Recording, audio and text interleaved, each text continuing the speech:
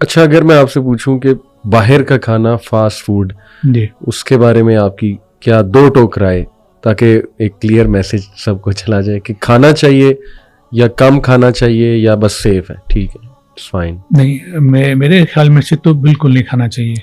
कोई भी बाहर का हाँ, खाना। कोई भी बाहर का खाना मजबूरी की हालत में, हम्म, मजबूरी की हालत में, जिस तरह आपने इब्तदा में बात की थी तैयब खुराक के बारे में, मैं पर्सनली इसे सी ग्रेड में ले जाता हूँ।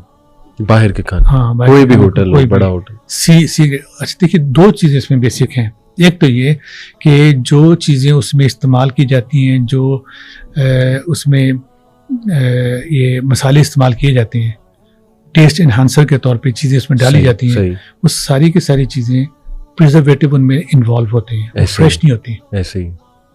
अगर हम लोग देखें, थोड़ा सामाजिक की तरफ झांकें, तो हमारे यहाँ क्या हुआ करता था कि नमक की डलियाँ